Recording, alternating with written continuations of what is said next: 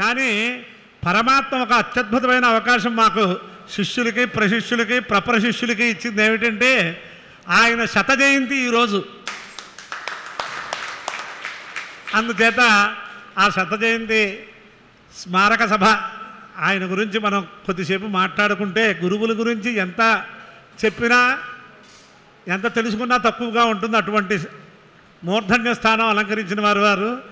అందుచేత వారి కుమారులు బ్రహ్మశ్రీ గొల్లపల్లి శ్రీనివాస శాస్త్రి గారు మా అన్నగారు కంచిలో వైస్ ఛాన్సలర్గా పనిచేస్తున్నారు. వారంతటా వారు ఇలా పెదనాన్నగారి శత జయంతి కార్యక్రమాన్ని ఇక్కడికి తీసుకొస్తున్నాం ఈ ఘనపారాయణప్పుడు అని చెప్పారు. అంచేత ఇంతవరకు ఘనపారాయణ చేశారు. ఇప్పటిదాకా 37 ప్రశ్నలు పూర్తయ్యాయి. ఇంకా 7 ప్రశ్నలు ఉన్నాయి. పన్నాలు అంటారు కదా, 44 పన్నాలు ఘన.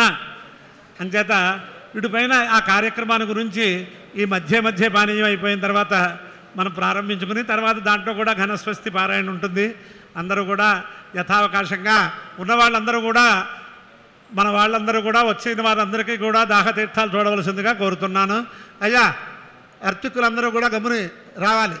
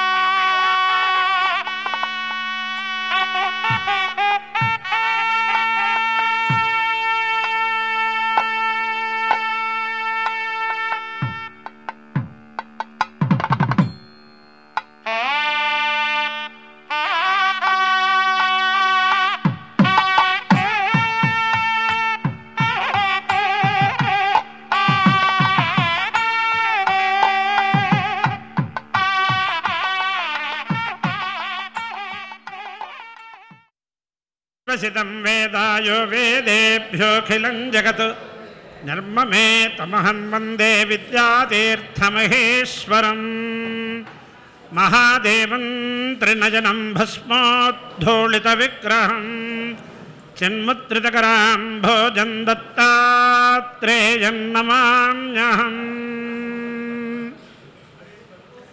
సదాశివసమారంభాం శంకరాచార్యమధ్యమాం అస్మదాచార్యపర్యంతాం వందే గురుపరంపరాం.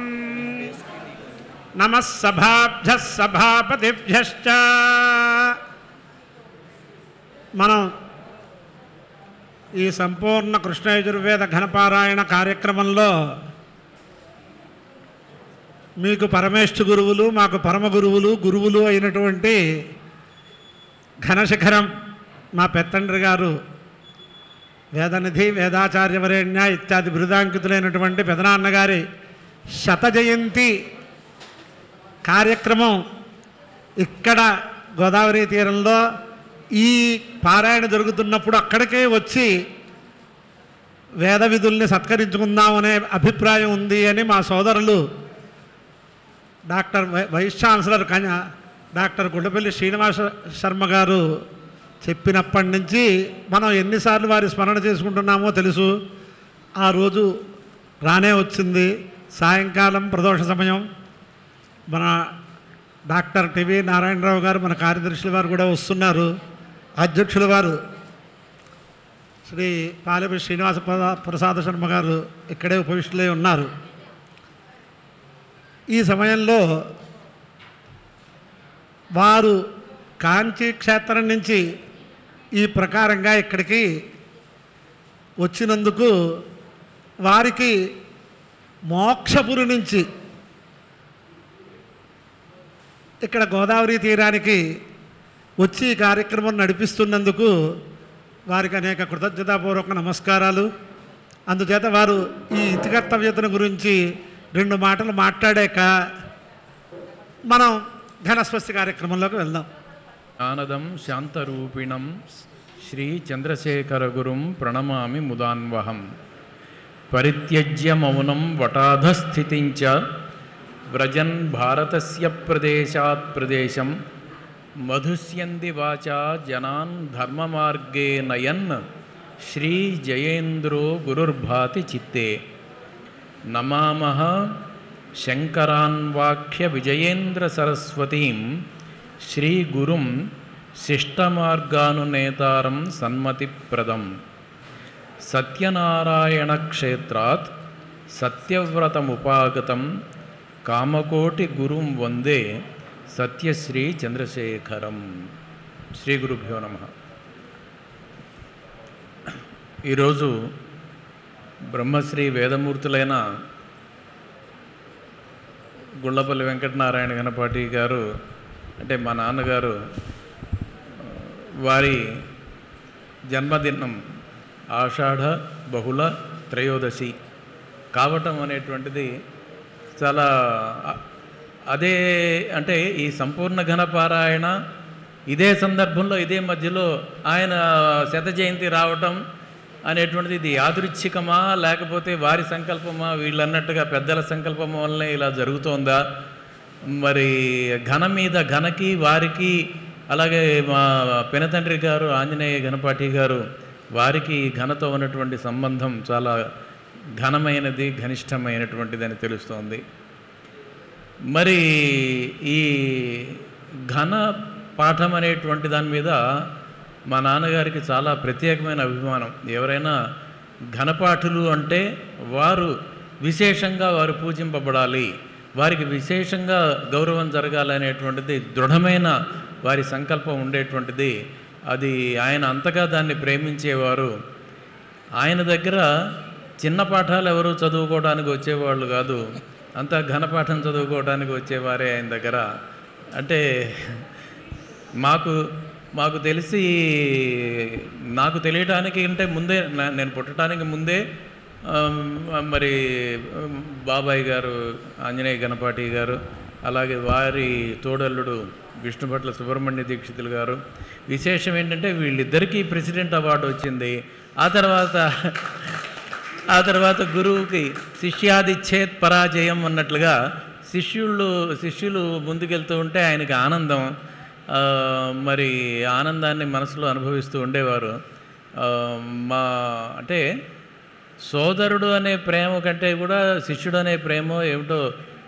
మా నాన్న ఎప్పుడు ఆయన పుత్రులు పుత్రికలు దూరమైనా కూడా ఆయనమే ఎప్పుడు బాధపడినట్టుగా, భార్య పోయినా కూడా చెలించనటువంటి ఒక వ్యక్తి ఆయన. మా బాబాయ్ గారు కాలం చేశారని తెలిసాక సుమారుగా నెల రోజులు క్షీణించిపోయారు ఆయన. అది చెప్పుకోలేని ఒక దుఃఖం ఆయనకి. అది అంటే తన శరీరం, తన ఆత్మ వెళ్ళిపోయిందేమో అన్నట్టుగా నేను అది ప్రత్యక్షంగా చూశాను కనుక నాకు తెలుసు. అది ఎప్పుడూ ఆయన అంత బాధపడింది ఏం లేదు. మా అన్నయ్య గారు పోతేనే కాలధర్మం అయిపోయింది, గ్రహస్థితి అది అనేవారు ఆయన. అటువంటిది ఈయన విషయంలో మాత్రం ఆయన తట్టుకోలేకపోయారు. ఎందుకు మరి అటువంటిది వారి దినచర్యలు అవన్నీ చూస్తుంటే, మా బాబాయ్ గారికి వారికి దినచర్యలు అవన్నీ చూస్తూ ఉంటే, వింటే కేవలం వైదిక ధర్మాన్ని ఆచరించడం కోసమే వీళ్ళు పుట్టారా అనేటువంటిది. అంటే చదువుకున్నాము, ఆచినోతి చ శాస్త్రాన్ని ఆచారే స్థాపయత్యపి స్వయం ఆచరతే యశ్చ, ఇవన్నీ అని కనుక మనం చదువుకున్న దాన్ని ఒక అబద్ధం చెప్పద్దు అనేది చెప్పాలన్నా కూడా మనం దాన్ని ఆచరించి అబద్ధం ఈ మాట బోధించాలి అనేటువంటిది లోకంలో మనకి తెలిసినటువంటి నీతి. అటువంటిది వైదిక ధర్మం అంటే ఇంకా ఎంత వైదిక ధర్మం అనేటువంటిది, దాన్ని పాటించడం అనేటువంటిది పరమాచార్యులు వారు కాంచి కామకోటి చంద్రశేఖరేంద్ర సరస్వతి స్వామివారు చెబుతారు. ఒక బ్రాహ్మణుడి జీవనం ఎలాగుంటుంది అంటే, ఎంత రోగం వచ్చినా, ఎన్ని కష్టాలు వచ్చినా, వాన రాని ఎండ రాని ఏమైనా కానీ సూర్యోదయానికి స్నానం చేసి సిద్ధంగా ఉండాలి అనుష్ఠానానికి. ఇది ఎవడి వలన అవుతుంది? ఇది సామాన్యమైనటువంటి విషయం కాదు. అనుష్ఠానానికి సిద్ధంగా ఉండాలి.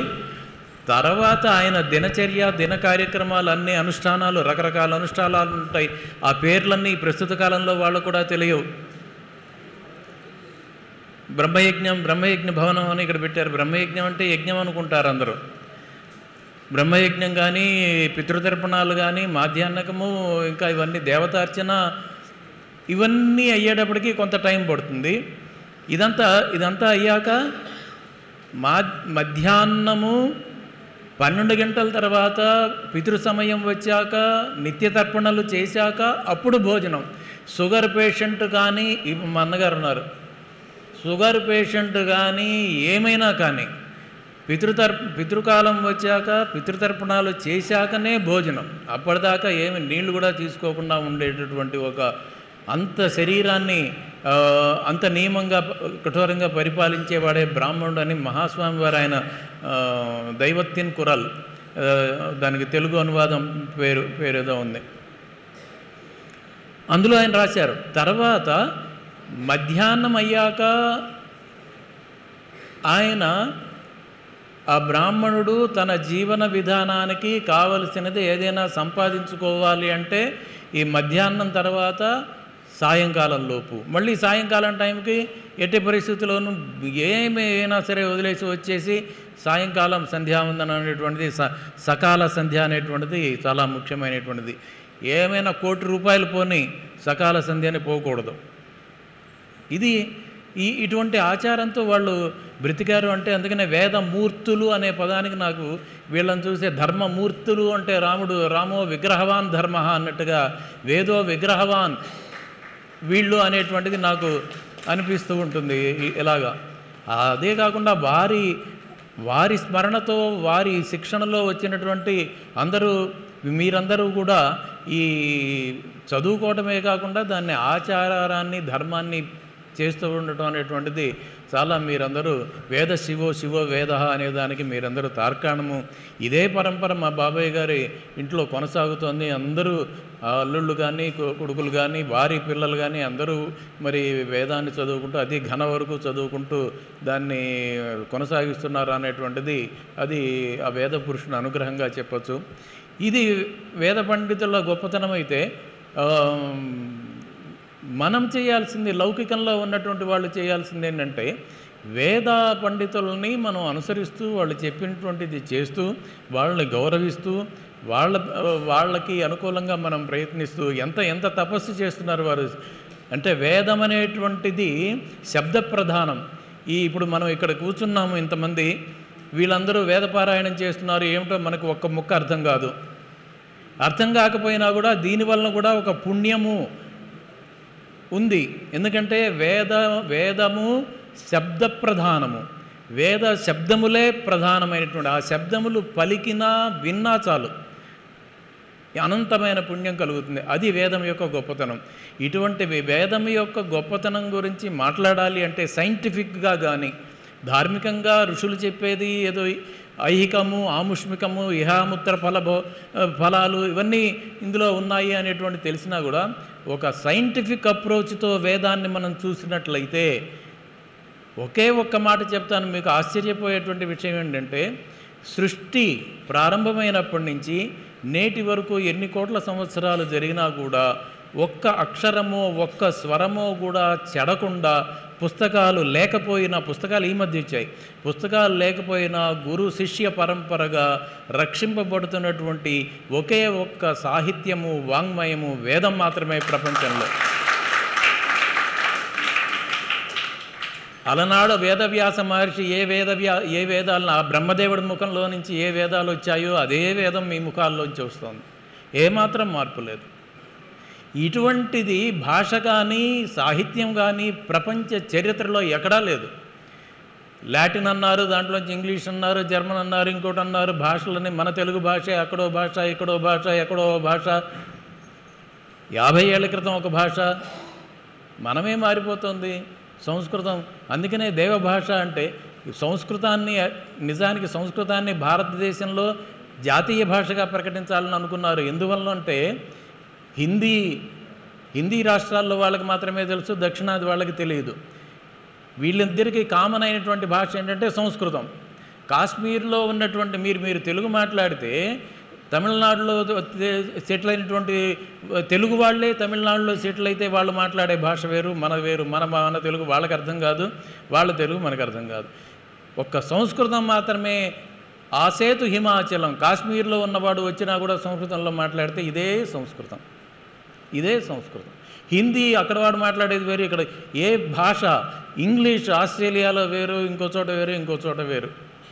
అటువంటి దీన్ని మీరందరూ దీన్ని తరతరాలు, ఒక తరం నుంచి ఒక తరానికి దీన్ని ఏమాత్రం చెడిపోకుండా దీన్ని అందిస్తూ ఉన్నారు అంటే దాంట్లో ఉన్నటువంటి ఎంత సైంటిఫిక్, ఎన్ని ఉన్నాయి షడంగాలన్నీ ఆ సైన్సే. షడంగాలంటేనే సైన్స్. ఆ సైన్స్ ఏంటనేటువంటిది ఇప్పుడు మనకి చర్చనీయాంశం కాదు. కనుక ఎంతో గొప్పతనంగా ఇక్కడ జరుగుతోంది.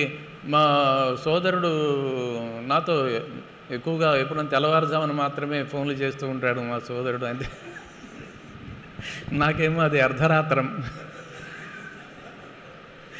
అందుకని నా సంగతి తెలుసుకుని మెసేజ్ మాత్రం పెట్టాడు, తప్పక రావాల్సింది అని చెప్పి నన్ను డిస్టర్బ్ చేయకుండా పెట్టాడు. అప్పటి నుంచి ప్రతిక్షణం నా మనసు ఇక్కడే ఉంది. నేను మధ్యలో టికెట్ కూడా కొనుక్కున్నాను, కానీ ఇంతలో నా ధర్మపత్ని ఏముందంటే, మీ నాన్నగారు చూస్తుంది కదా, అప్పుడే వెళ్ళొచ్చు కదా అంది. నిజమే కదా, అప్పుడే వెళ్ళొచ్చు అని చెప్పి మరి అది కరణేషు మంత్రి ధర్మపత్ని, దానివల్ల చేశాము. ఇదంతా ఒక పక్కనైతే మా నాన్నగారితో పాటుగా, మా నాన్నగారు ఏంటి, మా పిన్ని గారు, మా అమ్మగారు, వీళ్ళు వచ్చినటువంటి వాళ్ళకి వేదం చదువుకునేటువంటి వాళ్ళు ఎవరైనా వస్తే ఇంట్లో ఏమున్నా లేకపోయినా అర్ధరాత్రి అయినా అపరాత్రి అయినా విద్యార్థులకి సొంత పుత్రుల కంటే ఎక్కువగా మరి భోజనాలు పెట్టి ఆచరించి, ఇప్పటికి కూడా మా అమ్మగారు పోయి 50 ఏళ్ళు పైన అయింది. ఇప్పుడు కూడా అప్పుడు చదువుకుని నిన్న కూడా బందర్లో వెళ్తే ఒక ఆయన నాకు కనబడ్డారు. ఆయన అన్నారు, నేను మీ ఇంట్లో ఉండి భోజనం చేశాను, మీ అమ్మగారు నాకు పెట్టారు, ఎంత గొప్ప ఇల్లాలు. ఇలాగా అంటే పరస్పరం ఒక జంట అనేటువంటిది పరస్పరం కుదిరితే అది ఎంత శోభిస్తుంది అనడానికి ఇటువంటి ఉదాహరణలు ఎన్నో ఉన్నాయి. కనుక ఇటువంటి వాళ్ళని మనం ఆదర్శంగా తీసుకుని మనం ఇంకా మన మార్గంలో మనం వెళ్తూ దేశానికి ఏతద్దేశ ప్రసూతస్య సకాశాద్ అగ్రజన్మనః స్వం చరిత్రం శిక్షేరన్ పృథివ్యాం సర్వమానవాః. అర్థమైంది కదా? స్వం చరిత్రం శిక్షేరన్ పృథివ్యాం సర్వమానవాః. భారతదేశంలో పుట్టినటువంటి ఒక మనిషిని చూసి భూమిలో ఉన్నటువంటి ప్రతివాడు ఎలా ఉండాలి, ఎలా మాట్లాడాలి, ఎలా జీవించాలి, ఏం చదువుకోవాలనే విషయాన్ని తెలుసుకోవాలి.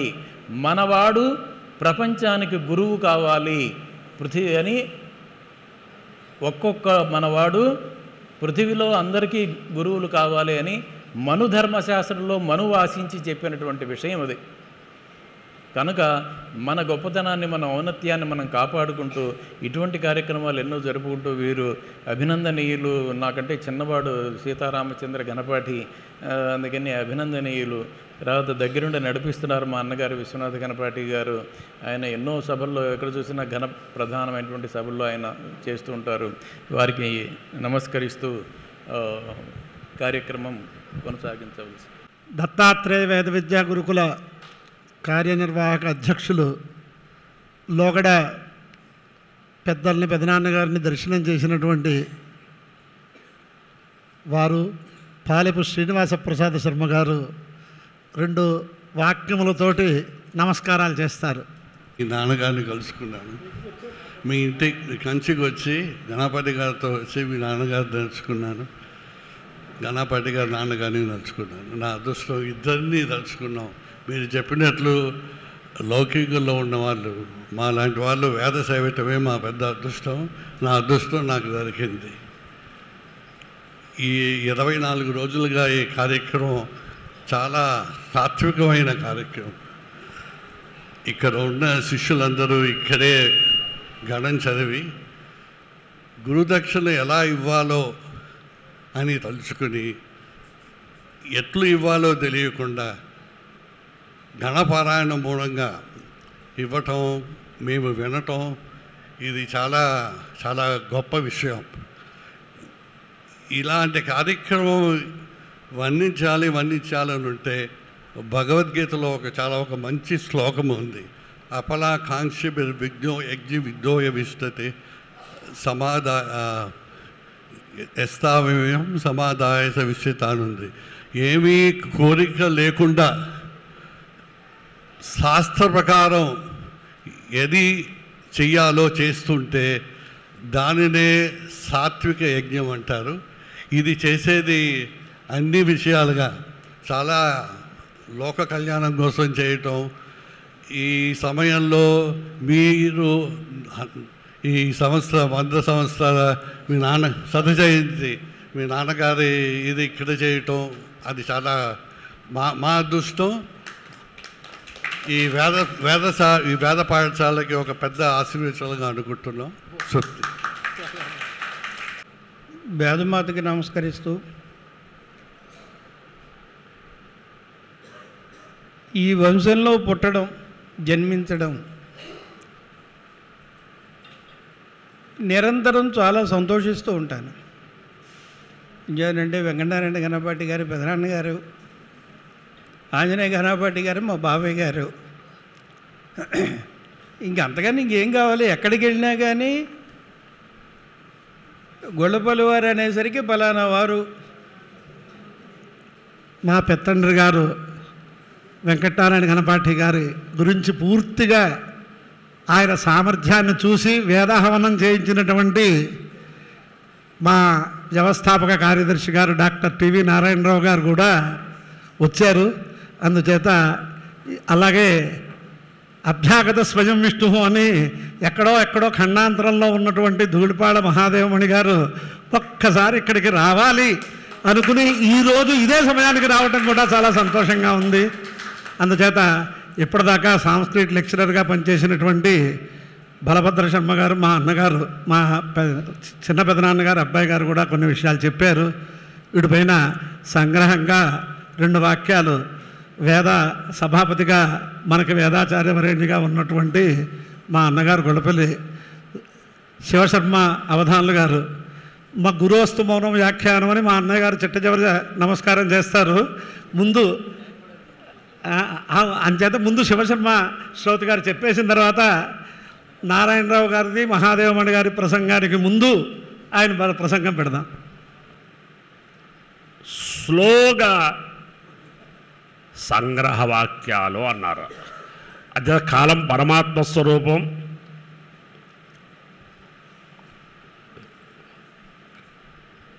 నేను బ్రహ్మశ్రీ ఘనశిఖరం గొల్లపల్లి వెంకటనారాయణ ఘనపాటి గారి దగ్గర ఒక యజ్ఞానికి హౌత్రం చేయవలసి వచ్చింది.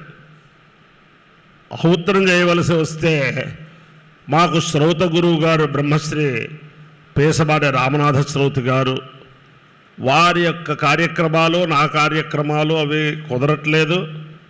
ఒక నెల 15 రోజులు కనుక ఏకాగ్రతగా అధ్యయనం చేస్తే ఆ హౌత్రం అప్రతిష్ఠత లేకుండా చేస్తానని మా నాన్నగారు చెప్పారు.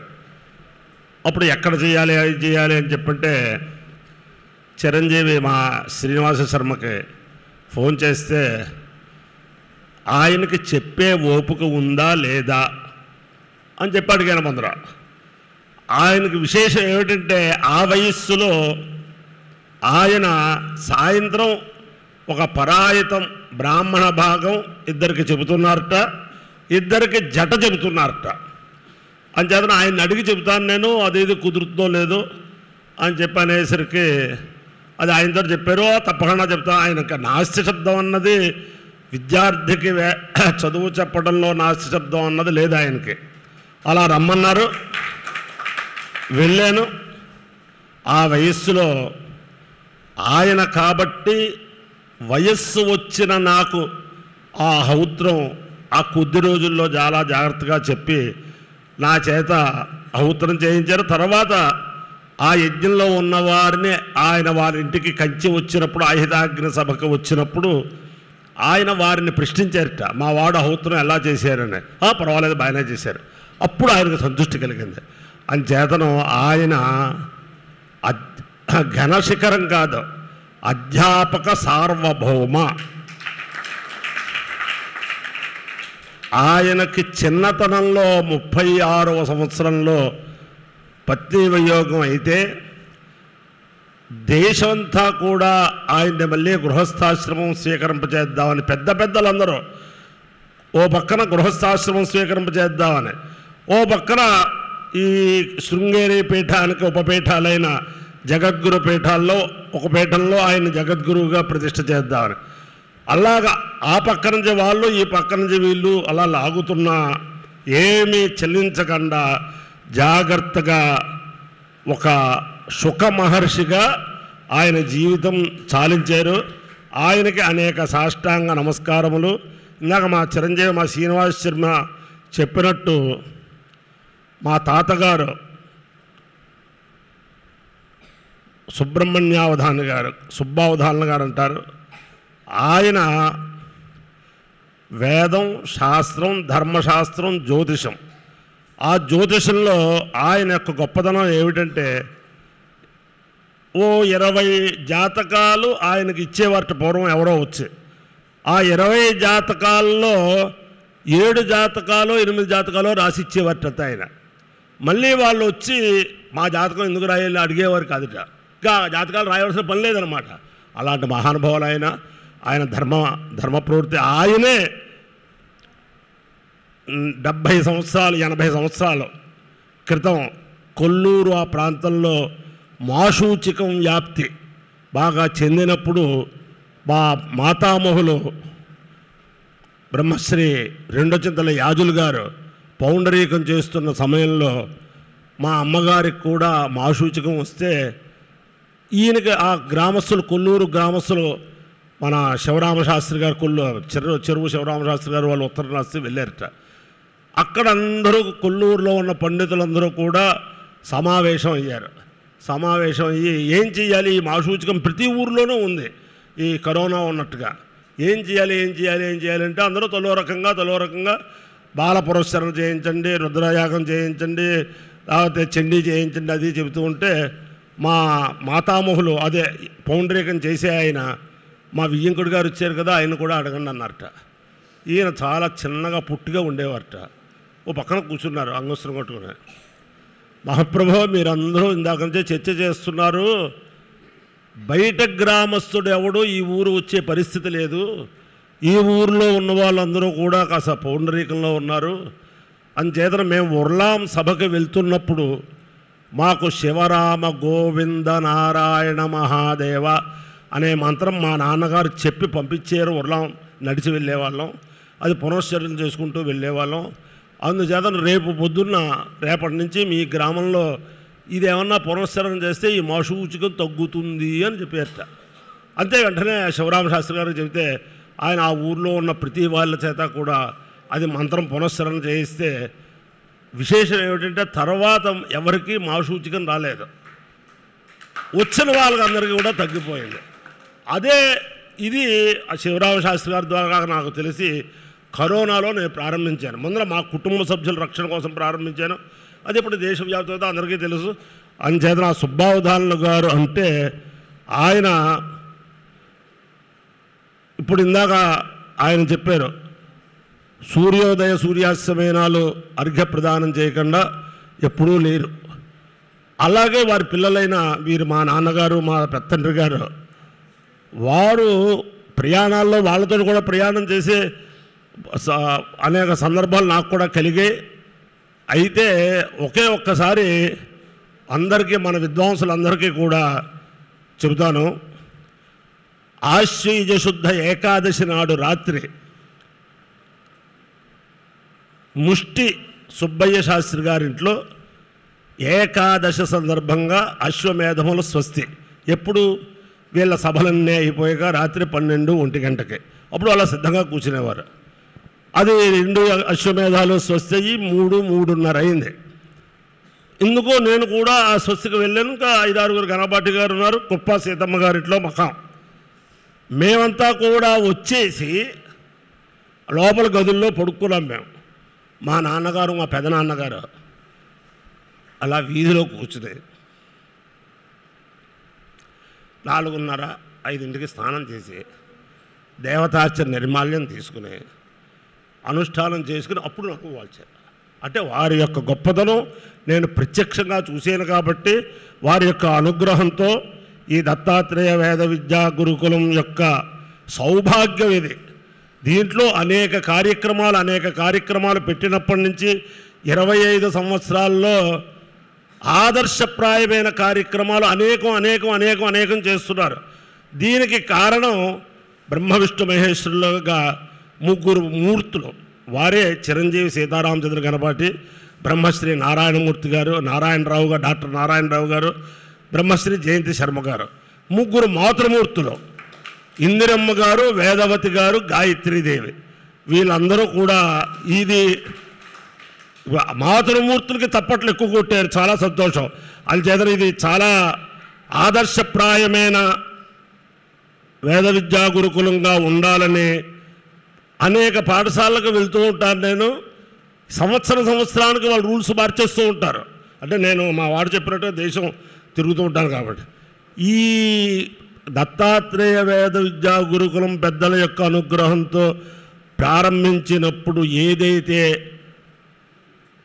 ఆధ్యాత్మిక చింతన, అనుష్ఠాన చింతన, సనాతన ధర్మ పరిరక్షణగా ఈ దత్తాత్రేయ వేద విద్యా గురుకులం స్థాపించారో ఆ రకంగా 25 సంవత్సరాలకి కూడా అక్షరం పొల్లు పోకుండా అదే పద్ధతిగా నడుస్తున్నందుకు ఈ దత్తాత్రేయ వేద విద్యా గురుకుల యాజమాన్యం అందరికీ అనేక అభినందనలు చెబుతూ, ఇటువంటి ధర్మమూర్తి వాళ్ళిద్దరూ, మా నాన్నగారు మా పెదనాన్నగారు కూడా ధర్మమూర్తులు కాబట్టి వారి యొక్క అనుగ్రహం వల్ల ఇక్కడ చదువుకుంటున్న విద్యార్థులు 50 మంది కూడా వారిలాగానే అనేక మంది వేద విద్యార్థుల్ని అలాగా ఉత్తీర్ణత చేయిస్తూ వేద విద్యా వ్యాప్తి చేస్తూ సనాతన ధర్మ పరిరక్షణ చేయాలని ఆ జగద్గురువులైన దత్తాత్రేయుని ప్రార్థిస్తూ స్వస్తి. విశేష విషయాలు చిరంజీవులందరికీ కూడా తెలుపుడు చేశారు. ఇటుపైన ఆయనకి ముఖ్యంగా బాగా అభీష్టమైన పాఠమని మా సోదరుడు చెప్పినటువంటి ఘనపాఠం కూడా చెప్పవలసి ఉంది. తత్పూర్వం ఇంకా మా అన్నయ్య గారు కృతజ్ఞతా వాక్యాలు చెబితే మనం ముగ్గురం ఏదైనా మాట్లాడాలని ముగ్గురు ఉన్నాం. ఇంకాను సరే, ఉన్నంతలో నేను ఏదో దీర్ఘ ప్రసంగం చేస్తాననే లక్షణం నాకు ఒకటి నేనే ఆపాదించుకున్నా కొన్ని విషయాలు చెప్పాలి. ఈ దత్తాత్రేయ వేద విద్యా గురుకుల ప్రారంభం దగ్గర నుంచి మనకి అటువంటి బ్రహ్మ తేజోమూర్తుల యొక్క ఆశీస్సులు ప్రారంభంలోనే మా పెత్తండ్రి గారు, మా నాన్నగారు, అలాగే మా భాష్య గురువులు సన్నిధానం లక్ష్మీనారాయణ మూర్తి అవధాన్ గారు, బ్రహ్మశ్రీ రాణి నరసింహశాస్త్రి గురువు గారు, మధుర కృష్ణమూర్తి సిద్ధాంతి గారు, ఇలాంటి వాళ్ళు అనేక మంది వస్తే ఆ రోజు రావటం కుదరదు అనుకున్నటువంటి సద్గురు కందుకూరు శివానందమూర్తి గారు వీరందరినీ చూసి ఎంత సంతోషించారో ఇవాళ కళ్ళకి కట్టినట్టు కనిపిస్తోంది.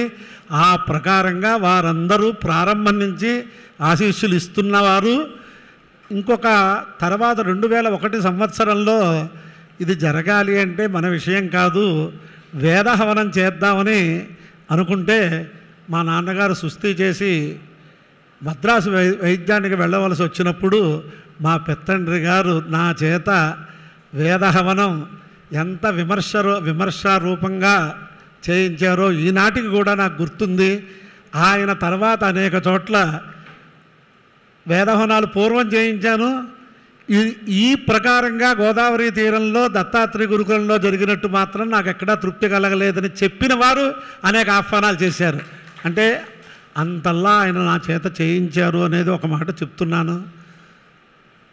తర్వాత అనేక సార్లు మన దానికి పరీక్షాధికారిగా కూడా వచ్చారు. నాకు జీరస్వామి వారి అవార్డు ఇచ్చినప్పుడు ఇక్కడి నుంచి డాక్టర్ నారాయణరావు గారు వారు కూడా హైదరాబాద్ వచ్చారు. వారందరూ జీరస్వామి వారికి చిరపరిచితులు, నా యందు అభిమానంతో వచ్చారు. ఆ రోజు సభలో చెప్పాను, పెద్ద జీరస్వామి వారు మా పెత్తండ్రి గారు ఘనశిఖరం గుళ్ళపల్లి వెంకటనారాయణ ఘనపాఠి గారి చేత అనేక వేద హవనాలు చేయించిన ఫలం కాబట్టి ఇది ఇంత పైకి వచ్చిందని చెప్పాను. అంటే అన్ని వేద హవనాలు చేయించారు వారితోటి. దాంట్లో ఈయన కూడా ఒక సభ్యుడు. అది ఒక విషయం. ఇలా ఆయన ఘనపాఠి గారే అనుకుంటున్నారు, వ్యాకరణ శాస్త్రాన్ని అధ్యయనం చేశారు, శ్రౌత స్మార్త దురంధరులు. అలాగే ఘనశిఖరం అని ఇంతవరకు మళ్ళీ ఎవరైనా ఏ బిరుదైనా సమర్పించుకోవచ్చు, కానీ కంచి కామకోటి పరమాచార్య స్వామి వారు, మొన్న కూడా నేను తెలుపుడు చేశాను, చంద్రశేఖరేంద్ర సరస్వతి స్వామి వారు ఆంధ్రదేశం మొత్తం ఉన్న ఘనపాఠి బృందంలో ఎక్కువ మంది వీరి పరంపరలో వారే. అలాగే సంపూర్ణ ఘనపారాయణం కొల్లూరులో ప్రారంభించిన వారు వారే అనే ఉద్దేశంతో ఈయన్ని ఘనశిఖరం అనే బిరుదుతో సత్కరించారు. అది ఘనశిఖరం అంటే. తర్వాత ఎవరైనా మరి ఆయన ఏమీ ప్రార్థన చేసి ఇచ్చారో ఆయనకి మళ్ళీ ఘన సార్వభౌమ ఉండొచ్చు, ఘన చక్రవర్తి ఉండొచ్చు.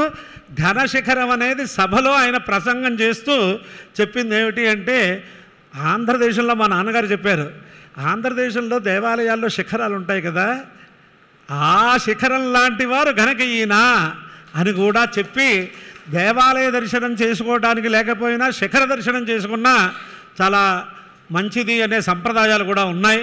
మనం ఎక్కడికైనా దేవాలయాలకు వెళ్ళినప్పుడు తలుపులు వేసేసి అని బాధపడక్కర్లేదు, శిఖర దర్శనం చేసుకుని నమస్కారం చేసుకుంటే మంచిది అని చేత ఆ ప్రకారంగా వారి చేత అటువంటి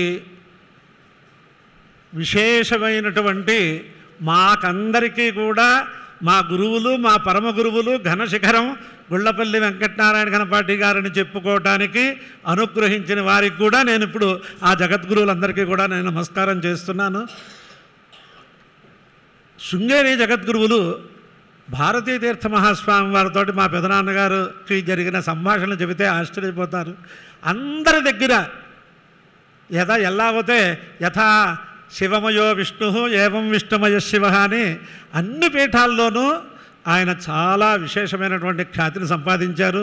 శ్రౌత యాగాలు, స్మార్తక యాగాలు, వేదహోనాలు, జ్యోతిషాస్త్రం ఇవన్నీ చాలా విశేషంగా చేయించినటువంటి మహనీయులు. వారికి 4 కుమారులు. పెద్దవారు గుళ్ళపల్లి సుబ్రహ్మణ్య శాస్త్రి అని గుంటూరులో లెక్చరర్గా వ్యాకరణ శాస్త్రం అధ్యయనం చేశారు. వేదాధ్యయనం చేసి మూలాంతం దాకా చెప్పుకుని తర్వాత వ్యాకరణ శాస్త్రం అధ్యయనం చేశారు. ఈయన కూడా సాహిత్య చక్రవర్తిగా అంత విశేషమైన కృషి చేసి చాలా పరమాచార్య స్వామి వారి దగ్గర నుంచి అందరి యొక్క అనుగ్రహం పొందినట్టు ఇప్పుడు కాంచీ క్షేత్రంలో చంద్రశేఖరేంద్ర సరస్వతి మహావిద్యాలయంలో వైస్ ఛాన్సలర్గా ఉంటున్నారు. 3వ వారు భవానీ శంకర శర్మని, అతను కూడా ఎంటెక్ అది చదివి ఇటు అనుష్ఠానం చేస్తూ, వారందరూ మళ్ళీ ఎంటెక్ చదవటానికి కారణాలు అవన్నీ చెబితే ఆశ్చర్యం అయిపోతుంది, ఆలస్యం అవుతుంది. మా పెద్దల్లి గారు కొంచెం లోపించడం వల్ల వీళ్ళందరినీ సంరక్షించడం ఇదంతా పెద్ద విషయం. 4వ అతను ఇప్పుడే రామలింగ శర్మ గారు వచ్చారు. ఉన్నారా ఇక్కడ ఎవరైనా?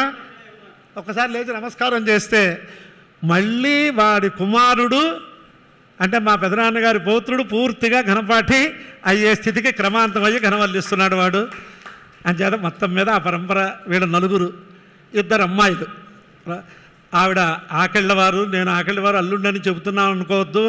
ఆకెళ్ళ వెంకటరామశాస్త్రి గారంటే ఉన్న మాట ఉన్నట్టు స్వపరపక్షల భేదం లేకుండా ఉన్న మాట ఉన్నట్టు చెప్పడంలో అగ్రగణ్యులు మా బావగారు. సరే, 2వ బావగారు దశక, SS దశక అంటారు మిలిటరీలో, భారతదేశంలోనే పెద్ద పెదవి చేసినటువంటి ఆయన. తర్వాత ఆయన వైస్ ఛాన్సలర్ చేశారు. ఇది వారి కుటుంబ నేపథ్యం.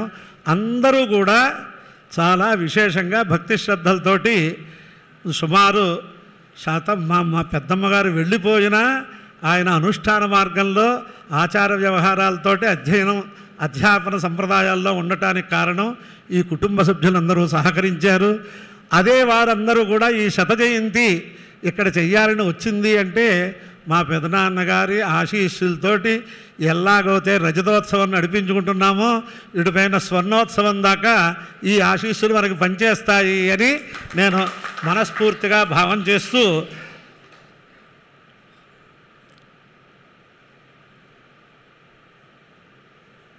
రెండు విషయాలు. మా పెత్తండ్రి గారు మా నాన్నగారు వెళ్ళిపోయినప్పుడు చెప్పిన మాటలు చెప్పారు. మా అమ్మగారు వెళ్ళిపోయినప్పుడు మేము ఉజ్జయినిలో ఉన్నాం. మమ్మల్ని తీసుకుని ఇక్కడికి వచ్చారు. సరే అనేక విషయాలు చెప్పారు. ఇలాగే మా నాన్నగారు చెబుతూ మా అన్నయ్య అంటే ఎవర్రా, ఋషికల్పుడు అన్నారు ఆయన. అంత చిన్న వయస్సులో ఉండంగా అంత అనుష్ఠానంతో ఎక్కడా మచ్చ లేకుండా, మా ఇంట్లో మేము పెట్టుకున్న నియమాలకి భంగం లేకుండా, అనేక సంస్థలు ఆస్థాన పండితులుగా రమ్మంటే రాకుండా కుటుంబాన్నంతా అల్లా తీసుకొచ్చాడు. ఆయన ఋషీశ్వరుడు, ఋషికల్పుడు అని మా నాన్నగారు మాతో చెప్పినటువంటి విషయం. అల్లా వాళ్ళిద్దరూ ఉళ్ళపల్లి సోదరులు అంటే వాళ్ళ నోటమ్మట ఏమొస్తే అది వేదవాక్యంగా అందరూ భావన చేశారు. చేత అటువంటి పెద్దల యొక్క స్మరణ చేసుకుంటున్నాం. అలాగే మన ఉర్లా సంస్థ అయిపోయాక కౌతా పూర్ణానందం గారి సంస్థ అని, అది వేద పరీక్షా సంస్థల్లో భారతదేశంలోనే చాలా విశేషమైనటువంటి ప్రాశస్త్యాన్ని పొందింది. దానికి శత జయంతి సందర్భంలో నేనే దగ్గరుండి చేయించవలసి వచ్చే కొన్ని సలహాలు చెప్పి, అప్పుడు రికార్డు చూస్తే శత జయంతి సభల్లో సుమారు 50 సంవత్సరములు పరీక్షాధికారిగా ఉన్నటువంటి ఏకైక వ్యక్తి మా పెదనాన్నగారు ఆ సంస్థలో. ఇంకా అంత ఈ కాలం చేసిన వారు ఎవరు లేరు. ఇప్పుడు ఇక్కడ పైన మనం పెట్టుకున్నటువంటి అనేక మంది మహనీయుల్లో కొద్ది కాలం కడియాల పేరావసాన గారి దగ్గర నుంచి కొద్ది కాలమే. ఇక్కడ మన రాజమండ్రి కానీ ఇంకో చోట కానీ సరిపోయి ఎన్ని సంస్థల్లోనైనా పరీక్షాధికారి చేశారు. ఆ సంస్థలో 50 సంవత్సరాలు పైగా సంస్థ ప్రతిష్ట పోకుండా, విద్యార్థులకు ఇబ్బంది లేకుండా ప్రోత్సహించి ఒక విశేషమైనటువంటి వాతావరణాన్ని సృష్టించినటువంటి ఏకైక మూర్తి ఆయన అని కూడా నేను సభలో చెబుతూ, అటువంటి వ్యక్తులు గురించి తెలుసుకోవాలి అంటే అనుష్ఠానం చేసేవాళ్ళు బాగా ఆలోచిస్తే అనేక విశేషాలు ఉన్నాయి. ఇప్పటికి కూడా గుళ్ళపల్లి గణపాటి గారు ఇలా చెప్పారు అని పెద్ద పెద్ద శ్రౌతయాగాలు చేసేవారందరూ కూడా అనుకోవటం మాకు తెలుసు. ఇంకొక విషయం ఏంటంటే మేము 85 ఆ సమయంలో మేమిద్దరం చదువుకుంటున్నప్పుడు మా పెదనాన్నగారు షష్ఠి పూర్తి వస్తే మా నాన్నగారు అటువంటి నా అన్నయ్య అయిపోయాడు అని, నేను మా అన్న నా గురువు అయినా అని బందర్లో షష్ఠి పూర్తి కార్యక్రమం ఏ ప్రకారంగా చేయించారో కూడా మా అందరికీ కూడా గుర్తుంది. అంటే 40 ఏళ్ల క్రితం మేమిద్దరం ఇప్పుడు మా నాన్నగారి దగ్గర అధ్యయనం చేస్తున్నాం అన్నమాట. చేత ఇలా చెప్పుకుంటే చాలా విశేషాలు ఉంటాయి.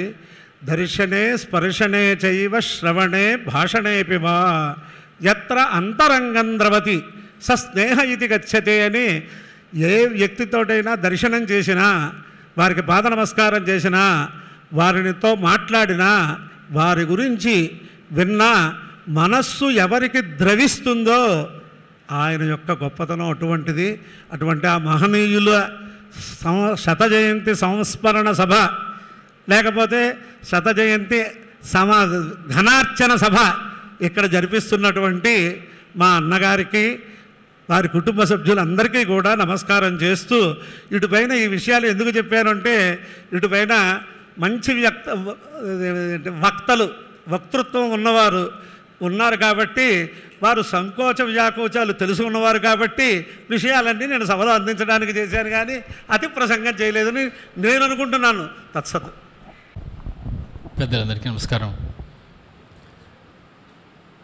నెల రోజుల పాటు నిర్విరామంగా జరుగుతున్నటువంటి ఈ సంపూర్ణ ఘనపారాయణ మహోత్సవంలో కొన్ని ప్రత్యేకమైనటువంటి దినాలు కూడా వస్తూ ఉంటాయి మధ్యలో.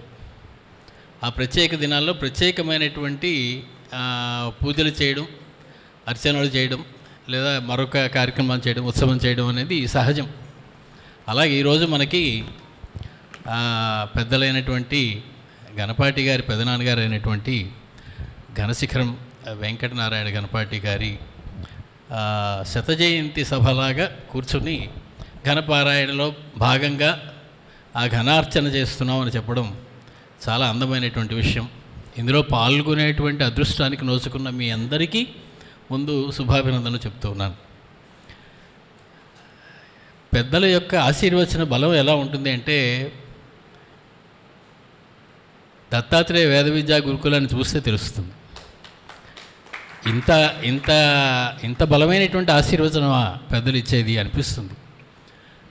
ఒక చిన్న అద్దెకు తీసుకున్నటువంటి ఇంట్లో మొదలైనటువంటి ఒక చిన్న పాఠశాలగా మొదలైనటువంటిది ఇది. అటువంటి పెద్దల యొక్క ఆశీర్వచనం వల్ల ఈనాడు ఈ స్థితికి చేరింది. వారందరినీ ప్రాతస్మరణీయులుగా ప్రతిరోజు స్మరించుకుంటూ ఉంటాం. అటువంటి పెద్దల యొక్క ఆశీస్సులే దీని యొక్క ఔన్నత్యానికి కారణం అని మేము అస్తమానం గుర్తు చేసుకుంటూ ఉంటాం. వారు ఎక్కడున్నా వారి యొక్క ఆశీస్సులు మాపై ఉంటాయని మాకు తెలుసు. ఈ కార్యక్రమానికి వచ్చేసిన మీ అందరికీ మరొకసారి శుభాహ్వానం పలుకుతూ కార్యక్రమాన్ని కొనసాగించవలసిందిగా కోరుతున్నాం. మహాదేవమణి గారిని 2 మంచి మాటలు చెప్పమని కోరుతున్నాం. గళద్దానగండం మిళద్భృంగషండం చలచ్చారు సుండం జగత్ప్రాణసౌండం కనద్దంతకాండం విపద్భంగచండం శివప్రేమపిండం భజే వక్రతుండం భజే వక్రతుండం సంజీవాంక భవత్శరీరలతికా సామీప్యమున్ కోరి నీ సింజానోద్భవ విశ్వమోహనకర శ్రీరాగమే ప్రాణమై రంజిల్లన్ సతతంబు సేవలిడగా రాకేందు బింబాస్య ఓ రాకేందు బింబాస్య నీ మంజీరమ్మున మువ్వనై మణియునై మార్బ్రోగిదన్ శ్రీధరి మార్బ్రోగిదన్ శ్రీధరి. ఈ మహాత్ముల పాదపద్మాలకి శిరస్సు వంచి నమస్కారం తెలియజేస్తూ సంపూర్ణ ఘనపారాయణ అనేది నేను ఇదే వినడం, ఈ సంవత్సరమే ఇక్కడే వింటున్నాను. మరి నేను ఆ విషయంలో అజ్ఞుని, ఏమీ సందేహం లేదు. ఇంత మహోన్నతమైన కార్యక్రమానికి ఇంతమంది ఘనపాఠలు ఇంకెక్కడైనా దొరుకుతారా మనకి? ఇక్కడ తప్ప.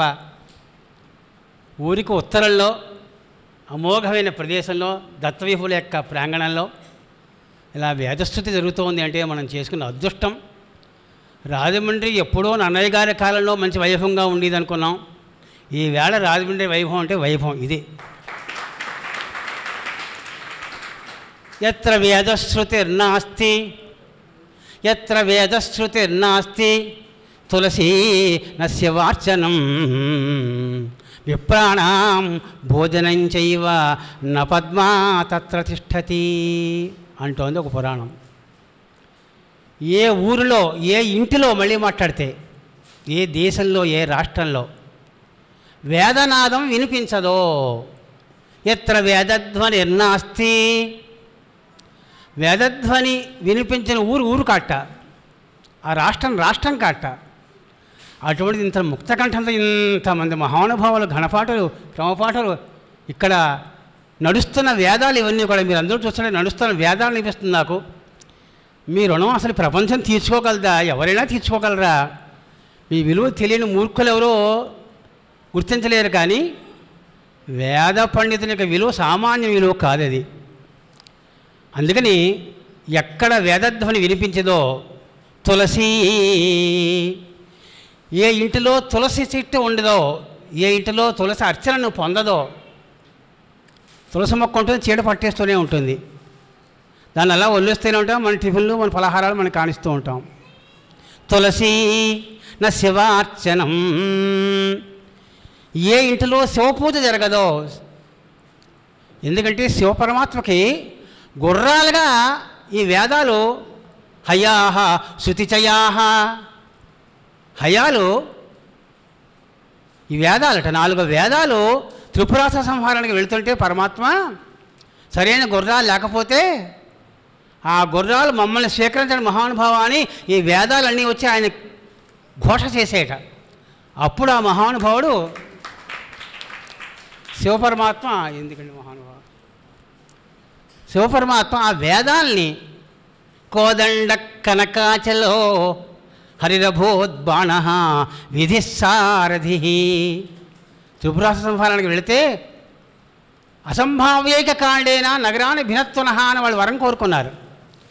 ఊహకు అందని గుర్రాలతోటి, ఊహకు అందని రథంతో, ఊహకు అందని బాణంతో, ఊహకు అందని రథచక్రాలతోటి వచ్చిన వాళ్ళు మాత్రమే వాళ్ళ చేతిలో మేము చేస్తామని త్రిపురాసులు వరం కోరుకున్నారు. ఊహకు అందకూడదు. గుర్రము అంటే ఊహకు అందేస్తుంది. అందుకని వేదాలు వచ్చి గుర్రాలుగా మారేట మహానుభావుడికి సాక్షాత్తు బ్రహ్మగారే రథాన్ని నడిపేట. భూమి క్షోణీయశ్చ రథో రథాంగయుగుళం చంద్రార్గబింబద్వయం. ఆ మహానుభావుడు యుద్ధానికి వెళ్తుంటే ఈ భూమి రథంగా మారింట, సూర్యుడు చంద్రుడు చక్రాలుగా మారేట. అయ్యా కోదండ కనకాచలో. మరి ధనుస్సు కావాలి కదా, ధనుస్సు ఇనుపదో బంగారందో వెండిదో అనుకుంటే కబుకులు ఊహకు అందేసినట్లు అయిపోతుంది. అందుకని మేరు పర్వతం వచ్చేసి నన్ను కోదండంగా చేసుకోవయ్యానందిట. కోదండ కనకాచలో విధరభోత్ హరిరభోత్ బాణ. ఏ బాణం వేసినా తెలిసిపోతుంది. ఇనుప బాణమా, చెక్క బాణమో, ఓ కర్ర బాణమో, ఓ ములికో ఏదో తెలియకూడదు, ఊహకు అందకూడదు. అది ఆ ఊహకందిన బాణం ఎవరు? విష్ణుమూర్తే మహానుభావుడు. ఆ విష్ణుమూర్తి బాణంగా మారేట. మరి ఆయన బాణంగా మారితే రథాన్ని నడిపేవాడు ఎవరు? హరిరభోద్బాణ విధిసారథి. మౌర్వి ఆదిశేషుడు మౌరుగా మారేట. ఆ వేదాలు ఆ మహానుభావుని సేవ చేస్తే ఆ గుర్రాలు కడితే రథానికి ఒక్క ఉరుగురు కట్టి శివపరమాత్మ మొర్రో ఏడ్చేటి గుర్రాలు మహానుభావు రుద్రాన్ని ఏడ్చేట. ఆయన బరువును మొయ్యలేక, వేదం అనే గుర్రాలు బరువు మొయ్యలేక మహామహా ఆర్తనాదాలు చేస్తే బాబు కొంత నీ బరువు తగ్గించుకోవయ్యా అని ప్రార్థన చేశాడు దేవతలందరూ కూడా. అప్పుడు ఆ మహానుభావుడు తన బరువు తగ్గించుకున్నట్ట. అటువంటి వేదాలే గుర్రాలుగా మార్చుకున్న ఆ మహానుభావుడి యొక్క పూజ ఏ ఇంటిలో జరగదో, ఎవరు శివనామస్మరణ చేయరో వాళ్ళు ఉన్నా ఒకటే లేకపోయినా ఒకటే. తులసి నశివార్చనం విప్రాణం భోజనం చైవా. ఏ ఇంటిలో సంవత్సరానికి ఒక్కసారి ఒక మహానుభావుడికి మనం భోజనం పెట్టలేదో, ఎక్కడైతే బ్రాహ్మణ భోజనం జరగదో ఆ ఊరు కట్ట పాడవుతుంటండి. ఆ ఊరిలో బ్రాహ్మణ భోజనం ఇటువంటి మహానుభావులు, ఇటువంటి పండితులైన ఈ వేదవేత్తలు భోజనం కనుక చేయకపోతేట ఆ ఇల్లు కట్ట, ఊరు కట్ట. అటువంటిది విప్రాణం భోజనం చేయవ న పద్మా తత్ర తిష్టతి. అక్కడ ఏ శోభ ఉండట, లక్ష్మి ఉండట, విద్య ఉండట, ఏ శక్తులు ఉండవట. అటువంటి మనం చేసుకున్న అదృష్టం ఏంటంటే ఇది గుల్లపల్లి వంశీకుల మూలంగా మనం ఉద్ధరింపబడుతున్నాం. ఈ రాజమండ్రి పట్టణంలో ఉద్ధరింపబడుతున్నాం. ఘన పారాయణ, అసలు పారాయణ శబ్దమే చాలా గొప్ప శబ్దం. అది పరం. ఏ వేదం వినడం మూలంగా పరలోక ప్రాప్తి కలుగుతుందో పరం అయ్యితే ప్రాప్యతే అనేది పరం అయ్యితే ప్రాప్యతే అనేది పారాయణం. వేదధ్వని మూలంగా, వేదం వినడం మూలంగా మనకు పరలోక ప్రాప్తి కలుగుతుందిట. కేవలం స్తోత్రాలే కాదు, స్తోత్రాలు చిన్న సైజులు. వేదం మించిన స్తోత్రం ఉందా? లేదు కదా. కానీ అటువంటి పారాయణం పరం అయ్యితే ప్రాప్యతే అనేనా. అటువంటి పారాయణాన్ని ఈ ఘనైన పారాయణం, గణరూపమైన పాఠం చేత పారాయణ జరుగుతుంది. అఖండ ఘన పారాయణ మాస దీక్షలో ఎక్కడైనా విన్నారా మీరు వినే ఉంటారు. బహుశా నేను వినుండను. అటు మహోన్నతమైన కార్యక్రమం చేస్తున్నారు. నిజంగా రాజమండ్రి గర్వకారణం. అటు గోదావరి, ఇటు వేదఘోష. చిన్న చమత్కారంగా శ్లోకం చేస్తాం, పద్యం.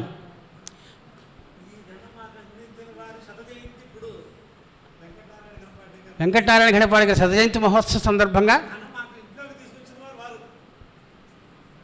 నిజంగానే అటువంటి మహానుభావులు రజతోత్సవ సందర్భంగా ఇక్కడ ఈ ఘనపారాయణ జరుగుతోంది. వారు ప్రాతస్మరణీయులు, నిత్యస్మరణీయులు. ఇదంతా కూడా వారికే అంకితం. నేనాకాశ తరంగిణి ధరణిలో నీవెవ్వరే వాహిని. మన గోదావరి, గంగమ్మ గోదావరి ఒకటే. ఆ గోదావరితో సమానంగా ఇంకో గోదావరి ప్రవహిస్తూ ఉంటా. ఏమిటయ్యా గోదావరి అన్నారు. ఏమిటో నాకంటే నువ్వు స్పీడ్గా పరిగెడుతున్నావు అంటోంది మన గోదావరి, మన గంగమ్మ. నేను ఆకాశ తరంగిణి, నేను ఆకాశ గంగనే, అందరినీ పవిత్రం చేస్తాను. నేను ఆకాశ తరంగిణి ధరణిలో నీవెవ్వరే వాహిని. ఈ భూమిలోంచి నువ్వు ప్రవహిస్తున్నావు, ఒక కాలువలా ప్రవహిస్తున్నావు, పైగా నాతో స్పీడ్గా పరిగెడుతున్నావు, నువ్వెవరే అని అడిగింది ఆకాశగంగ. ఎవరు ఆ జలం? మన వేదఘోష అనే నది. నేనాకాశ తరంగిణి ధరణిలో నీవెవరే వాహిని, నేనా దత్తుని వేదమందిరపు నోటన్ పుట్టు వాగాపగన్, దత్తుని వేదమందిరమున నోటన్ పుట్టు వాగాపగన్. దత్తాత్రేయ పీఠంలో మహానుభావులు గణపండితుల యొక్క నోటిలోంచి పుట్టిన వేదాపగన్ వేదం అనే ఆపగన్నే నేను అంది మన వేదకోశ. అప్పుడు అంటోంది గంగమ్మ, నీనా అంతరమేడ కేడా. అవునా, నువ్వు నోట్లోంచి ఎంగిలి నోట్లోంచి పుట్టిన నీరువా నువ్వు? గంగలా నువ్వు ఎంగిలి నోట్లోంచి పుట్టిన నీరువా నువ్వు? నీనా అంతరమేడ నేను ఆకాశంలోంచి వచ్చి ఊడిపడిన దాన్ని, నువ్వు ఎంగిలి నోట్లోంచి వచ్చిందని, నీకు నాకు ఎక్కడ తేడా ఉందే, సాపత్యం ఉంది అని అంది. నీనా అంతరమేడ కేడా అంది. అవులే నీవేడా నేనేడా అంది మన వేదకోశ, మన వేదస్రవంతి. అవులే నీవేడా నేనేడా, అవునులే నువ్వెక్కడ పుట్టావు నేనెక్కడ పుట్టాను అంది. నీకు నాకు అంతరం ఎక్కడుంది అని అడిగితే, అవునులే నీకు నాకు అంతరం ఎక్కడుంది, నువ్వే నేనే. అవులే నీవేడా నేనేడా, నువ్వు ఎక్కడ పుట్టావు నేనెక్కడ పుట్టాను, అవునులే నీకు నాకు సాపత్యం లేదు పోమంది. దాంతో గంగమ్మకి అర్థమైంది. నేనా యాచకు పాదజాతనటవే, ఏమిటే నువ్వు నన్ను ఇలా దెప్పబడుస్తున్నావు, నేను ఆ ముష్టివాడి కాళ్ళలోంచి పుట్టానంటావా? బలిచక్రవర్తి యజ్ఞంలో 3 అడుగులు ముష్టికెళ్ళాడు, ఆయన కాళ్ళలోంచి పుట్టిన దానివు, అవును నువ్వెక్కడ పుట్టావు నేనెక్కడ పుట్టానే, నేను ఉన్నత శిఖరంలోంచి ఇక్కడి నుంచి పుట్టానే, నువ్వు కాళ్ళలోంచి పుట్టేవే, నీకు నాకు అంతరం ఎక్కడుంది ఏంటో అని మన వేదకోశ, మన వేదస్రవంతి. నీనా అంతరమేడా కేడా, అవులే నీవేడా నేనేడా. నేనా యాచకు పాదజాతనటవే, నేను ఆ ముష్టివాడి కాళ్ళలోంచి పుట్టానని నన్ను ఆక్షేపణ చేస్తున్నవేంది గోదావరి. నేను వేద వాగుద్భవన్ వేదవాక్కులోంచి పుట్టింది స్రవంతిని నేను, కనుక నువ్వు ఎలా పుట్టావు నాకు అనవసరం, నేను మాత్రం ఉన్నతమైన అంగంలోంచి పుట్టిన దాన్ని. వేదకోశ వేద తుంపుర్లు మీద పడితే కూడా గంగాష్టానంతో సమానంటారు. వేదపారాయణ చేస్తుంటే వాళ్ళ నోట్లోంచి తుంపుర్లు మన మీద పడితే ఎంగిలి కాదు, అది గంగాజలంతో సమానట. ఆ తుంపుర్ల మీద పడితే కూడా మహాపవిత్రం చెబుతోంది. అటువంటి నేను మాత్రం ఉన్నత అంగంలోంచి పుట్టాను, నువ్వు ఎక్కడ పుట్టావో నాకు అనవసరం అని ఏ వేదఘోష అయితే మన గోదావరి తల్లితోటి సాపత్రిగా వాదోపవాదంతో గెలిచి అంతకంటే వేగంగా పరిగెడుతోందో అటువంటి వేదఘోషగా మూలకారణి మహానుభావులందరికీ కూడా శిరస్సు వంచి నమస్కారం తెలియజేసుకుంటూ స్వస్తి. సభాయ నమః.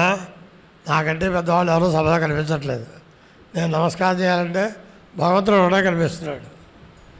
నన్ను చెప్పినా నాకేం ఉపన్యాసం అలవాట్లేదు. పోతే ఇంతవరకు శత జయంతి ఉత్సవం జరిపించుకుంటున్నాం మనం కనశకరం వెంకటనారాయణ గణపాటి గారిది. ఆయన క్రమాంతం మా తాతయ్య గారి దగ్గర అధ్యయనం చేసి ఘనకి బ్రహ్మశ్రీ లంక వెంకటరామస్వామి గారి దగ్గరికి వెళ్ళారని చెప్పారు, అది నాకు తెలియదు. ఆ తర్వాత అన్నాహుల గారి దగ్గర పూర్తి చేశారు. అయితే మళ్ళీ నేను కూడా వెంకటరామస్వామి గారి దగ్గరికే ఘనాధ్యయనానికి వెళ్ళే యోగం పట్టింది. ఆయన ఎక్కడైతే ఘనాధ్యయనం చేశారో నేను కూడా అక్కడే ఘనాధ్యయనం చేసే యోగం పట్టింది. అదొకటి. రెండోది, ఆయనకి నాకు బాగా సాన్నిహిత్యం ఎక్కువ. బయట తిరగనివ్వండి, ఏదైనా విషయాలు చెప్పనివ్వండి, కుటుంబ విషయాలు మాట్లాడనివ్వండి, మా నాన్నగారి కంటే కూడా ఆయనతో నాకు సాన్నిహిత్యం ఎక్కువ ఉండేది. మేము కలిసి చాలా తిరిగాం. పెద్ద జీరి గారితో వేదహవనాలకి చాలా వేదహవనం ఆ తెలంగాణ అంతా తిరిగాం ఆయనతోటి. అది ఒకటి విషయం. రెండోది, ఇంతవరకు మనం ఘన గురించి మాట్లాడుకున్నాం. ఇందాక మా సోదరులు శ్రౌతం గురించి చెప్పారు. శ్రౌతం గురించి కూడా ఆయన సలహా లేకుండా పెద్ద పెద్ద శ్రౌతులు యాగాలు చేసిన సందర్భాలు నాకు తెలియదు. అంతకుముందు చేసి ఉండొచ్చు. నాకు తెలిసి కూడా పెద్ద పెద్ద యాగాలు జరిగేటప్పుడు ఆహితాకి సామ్రాట్ అని మా మాతామహులు 200 యాదులు గారు చేసిన యాగాల సంగతి కొన్ని యాగాలు నేను చూశాను. వెంకటనారాయణ ఇలా చేస్తే ఎలా ఉంటుంది? ఆయనకి అగ్నిహోత్ర శాస్త్రి గారని ఆయన ఉండేవారు, చతుర్వేది ఆయన ఏం చెబితే ఈయన వినేవాడు.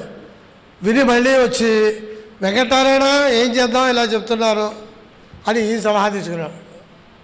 మరి పాండిత్యం అంటే నేనేం చెప్పగలను, ఆ పాండిత్యం నాకు రాదు కాబట్టి.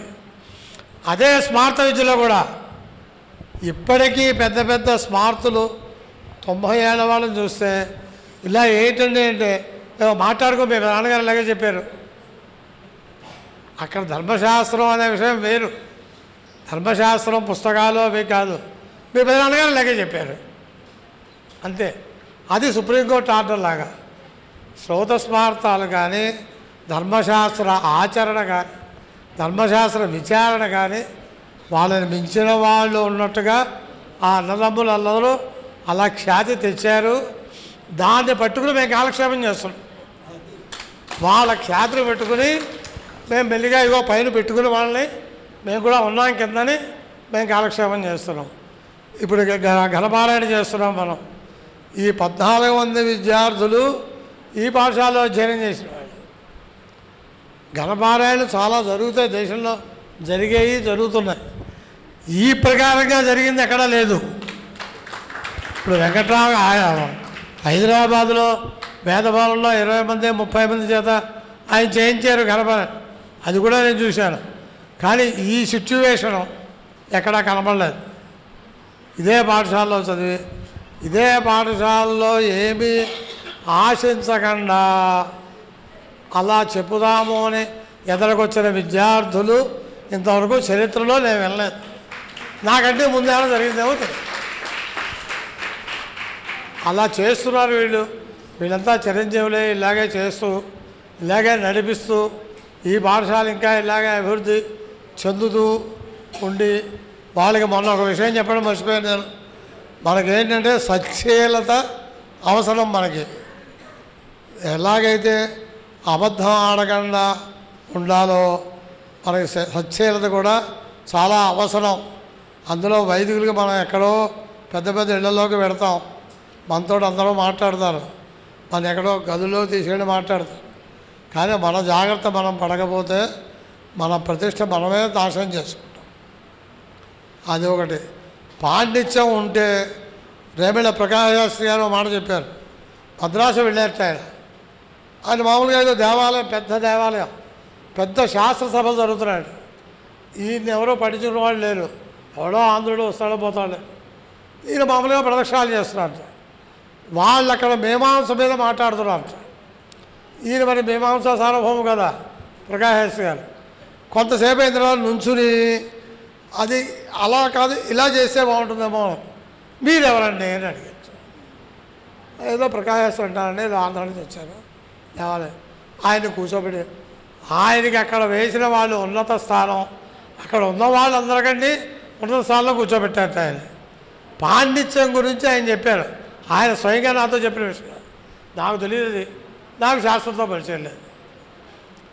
మన దగ్గర పాండిత్యం ఉంటే ఎక్కడికి వెళ్ళినా అలా గౌరవింపబడతాము. ఏదైనా తేడా వస్తే అలా శిక్షింపబడతాం. ప్రత్యక్షంగా ఎవరో పోలీసులు వచ్చి జైల్లో పెట్టక్కల్లా, పైన పరమేశ్వరుడు వాడే శిక్షిస్తాడు, మరి వేరే శిక్షలు అక్కర్లేదు. మొన్న ఈ మధ్యని అంటే ఈ సభలో చెప్పకూడదు, మన అగ్రహారం గురించి ఓ వార్త తెలిసింది. ఏమిట్రా బాబు ఈ అగ్రహానికి ఇలా పెడితే పైగా ఏమంటున్నారు, ఇప్పుడు ఏమొచ్చినా పిడపర్తి శివరామ గారి దగ్గర ఓ విద్యార్థి వెళ్ళిపోతే దత్తాత్రేయ పాఠశాలలో విద్యార్థి వెళ్ళిపోయారని టీవీలో స్క్రోలింగ్ చూపించాడు. దత్తాత్రేయ పాఠశాలలో అంత జాగ్రత్తగా ఉండదని వెంటనే వీళ్ళకి ఫోన్ చేశారు, మన విద్యార్థి కాదు మన విద్యార్థి. ఈ మధ్యన ఏదో ఒక పెద్ద మనిషి ఎక్కడికో పెడితే అక్కడ ఏదో తేడా జరిగిందని, ఏమంటే మీ రాజమండ్రి వాళ్ళు ఇలా చేశారు, మీ పాఠశాల వాళ్ళు నాకు ఫోన్ చేశారు. ఏదో పాఠశాల వాళ్ళు ఇంత అభివృద్ధి చెందలేదు ఆ విషయాల్లో అని చెప్పి పూర్తిగా అక్కడికి వెళ్ళి ఆ విషమాగం చేస్తే, సరే వ్యక్తి వేరే ఉన్నారు, అది వేరే విషయం అనుకోండి. అలాంటి అప్రతిష్ట మనకి మన పాఠశాలకి రాకుండా మీరు జాగ్రత్తగా కాపాడుతూ ఉంటారని ఆశిస్తూ ఆ పెద్దలు ఎలాగైతే వారు దేశంలో పేరు తెచ్చుకున్నారో, దెందుకూరు యాదులు గారిని చాలా పెద్ద పండితులే. ఒకసారి పెద్ద సభ జరుగుతోందట, ఆయన కొంచెం లేటుగా వచ్చారట. లోపల మంచి ఘనస్వస్థ జరుగుతుంది. ఈయనేమో వాకిట్లో ఎవరితోడో మాట్లాడుతున్నారట. అంటే నా పొడుగాడు పక్కన ఉంటాడు కదా, ఎవడో లోపల ఘనస్వస్థ జరుగుతుంది, మీరు లేకపోతే ఎలాగా మీరు వెళ్ళాలి అన్నట్ట. లోపల ఎవరున్నారు అని అడిగారట. ఎవరో వాళ్ళు ఉన్నారు, వీళ్ళు ఉన్నారు, ఆంజనేయ గణపాటి గారు, వెంకటనారాయణ గణపాటి గారు అన్నట్టు. పక్కన వెంకటనారాయణ ఉన్నాడా, ఆంజనేయులు ఉన్నాడా, అయితే నేను అక్కర్లేదు. లోపల 2 పార్టీలు వాళ్ళే చూసుకుంటారు, నేను లోపలికి వెళ్ళాల్సిన పని లేదు, అక్కడేం తేడా జరగదు. ఆ నమ్మకం వాళ్ళు తెచ్చుకున్నారు. ఆ పేరు పెట్టుకుని మనం చేస్తున్నాం కాబట్టి భవిష్యత్తులో కూడా మనం కూడా అంత స్థితికి వెళ్ళలేం, కానీ కొంచెం ఆ రూట్లో మనం సంచరిస్తే బాగుంటుందని. నమస్కారం. పెద్దవారిగా నేను ఉన్నానన్నప్పుడు మా పెదనాన్నగారు కూడా ఇలాగే ఉన్నది ఉన్నట్టు మాట్లాడుతూ ఎటువంటి ఎవరి మర్యాద మన్నల్లో ఉన్నాయా లేకపోయినా యథార్థ భాషణం చేసేవారు. అంచేత మాట్లాడనంటూ పెద్దవారందరినీ ఆవహింపజేసుకుని మంచి ఆశీర్వచనాలు మొట్టికాయలో వేసేశారు. చాలా సంతోషం. చిట్ట చివరికి ఆయన నమస్కారం చేసి మేము ఘనస్వస్తి ప్రారంభిస్తాం. ఆయన కీర్తిశేషులు కాదు, యశశరీరులు. యావత్ కీర్తి మనుష్యస్య ఇహలోకే ప్రదీయతే తావత్వం పురుష వ్యాఘ్ర స్వర్గలోకే మహీయతే అనే ఇలాంటి వాక్యాలు ఉన్నాయి. అంచేత ఆయన విద్యా పరంపర అవిచ్ఛిన్నంగా నడుస్తోంది కాబట్టి అటు వంశోద్విధ విద్యయా జన్మనాచ, జన్మవంశము నడుస్తోంది, విద్యావంశము నడుస్తోంది కాబట్టి ఆయన అమరులు అనే మాట ఒక్కటి చెబుతూ యావతీర్వై దేవతాస్తా సర్వా వేద విధి బ్రాహ్మణే వసంతి తస్మాత్ బ్రాహ్మణేభ్యో వేద విద్యో దివే దివే నమస్కుర్యాత్ శ్రీలంకీర్తయేదేతా ఏవ ప్రీణాతి. అంచేత నేను చెప్పాను, మా అన్నగారికి ముందే దరఖాస్తు పెట్టుకున్నాను. మా నాన్న మా పెదనాన్నగారిని వాళ్ళు అలా వైస్ ఛాన్సలర్ చేశారు, మమ్మల్ని ఏమో ఆ చదువులు చదివించలేదు. కానీ వచ్చిన వారికి వందన సమర్పణ వాక్యాలుగా 2 వాక్యాలు పరిగితే శతమానం భవతి అనే మంత్రంతో మనం ఇది చేస్తూ ఉండంగానే విద్వాంసులు పెద్దల యొక్క అర్చన వారి సోదరులు చేస్తారు. మనందరం కూడా స్వీకరిద్దాం. ఈ కార్యక్రమంలో, ఈ సంపూర్ణ ఘనపారాయణ కార్యక్రమంలో ఇంత సమయాన్ని కేటాయించి మరి ఘన గురువుల్ని తలుచుకోవడం అనేటువంటిది చాలా విశేషమైన విషయం. ఈరోజు పిఠాపురంలో సభ జరిగింది పొద్దున్న. అక్కడ కూడా దత్తస్వామీజీ వారు మా నాన్నగారితో ఉన్నటువంటి అనుబంధాన్ని, దత్తపీఠంలో వేదం ప్రారంభం అవటానికి కారణమే, మూల కారణమే మా నాన్నగారు. స్వామీజీ గణపతి సచ్చిదానంద స్వామి వారు మా నాన్నగారిని పిలిచి, వేదానికి ఎవరు నిలబట్టలేదు ఇక్కడ అధ్యాపకులు విద్యార్థులు, ఏదన్నా మీరు చేయాలంటే అప్పటికప్పుడు మా నాన్నగారు వెళ్ళి అదే ఆలోచనలో వెళ్ళి బందర్ వెళ్ళి ఆయన దగ్గరే ఘన పూర్తి చేసినటువంటి హరివీరభద్ర శర్మ ఘనపాటిని, నేను వెళ్ళను, ఎక్కడో కర్ణాటక దేశంలో నాకు భాష రాదు, ఏమీ రాదు, నేను వెళ్ళి ఉండగలనా అంటే ఏ ఇబ్బంది ఉండదు అని చెప్పి అక్కడికి పంపిస్తే ఇప్పటికి కూడా అక్కడ ఎంతోమంది అక్కడ కూడా తయారయ్యారు. మా వాడు కూడా, మా తమ్ముడు కొడుకు కూడా అక్కడే చదువుతున్నాడు. ఆ వీరభద్ర శర్మ గణపాటి కనపడినప్పుడల్లా చెప్తూ ఉంటాడు ఆయన, మీ నాన్నగారి అనుగ్రహం నా పైన, వాత్సల్యం లేకపోతే ఆ బందర్లో ఏదో జపాలు చేసుకుంటున్నావు, ఏదో ఆశీర్వచనాలు చేసుకుంటున్నావు, బ్రతికేవాడిని నలుగురిలో ఒకటిగా. ఇప్పుడు మరి అంత జగద్విఖ్యాతమైనటువంటి పీఠంలో ఒక వేద విద్యా పాఠశాలని నడుపుతూ గురువుగా అందరి చేత మన్నలు, స్వామివారి చేత మన్నలను పొందుతున్నారంటే అది గురువు గారి అనుగ్రహమే కారణం అని చెప్పి ఆయన అంటూ ఉంటారు. అలాగా పుత్రుల మీద కంటే శిష్యుల మీద ఆయనకి ఎక్కువ వాత్సల్యం ఎక్కువగా ఉండేది. ఇంకో విషయం, అక్కడ ఇవాళ ఒక సోమయాజులు గారు, ఒక ఆయన సోమయాజి కనబడి ఆయన చెప్పిన విషయం ఏంటంటే శ్రౌతం గురించి పాండిత్యంలో ఏంటంటే విశ్వజిద్యాగం తమధ్వరే విశ్వజితి క్షతీశం అని రఘువంశంలో విశ్వజిత్ యాగం పేరు అక్కడ చిన్నప్పుడు విన్న పేరు, ఇవాళ మళ్ళీ నేను విన్నాను ఆ పేరు. విశ్వజిత్ యాగము చేయించటానికి ఎవరైనా ముందుకొస్తారా అని అడిగితే మీ నాన్నగారు మాత్రమే ఒక్కళ్ళే వెళ్ళి చేయించారు అని ఆయన సోమయాజులు గారు చెప్పారు. ఇలాగ మనకి తెలియనటువంటి ఎన్నో విషయాలు ఉన్నాయి.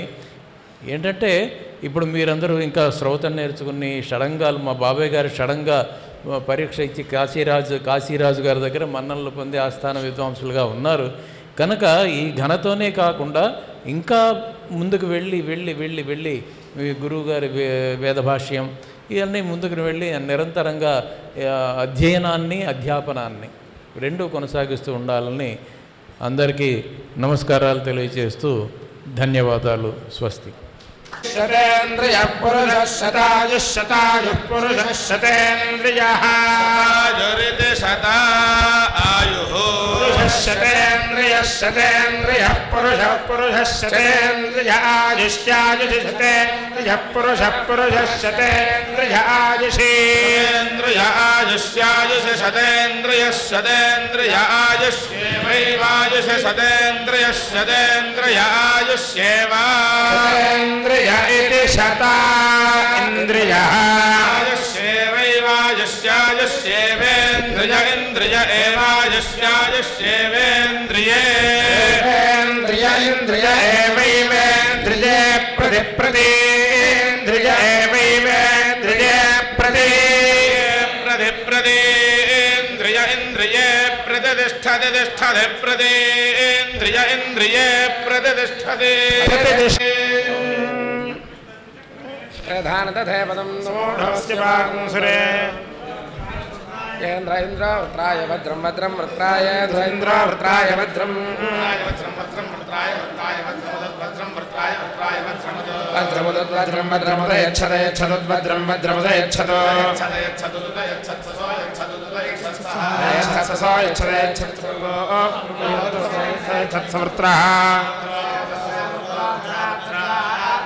हारस्ति हार हारस्ति वै वास्ति हार हारस्ति वै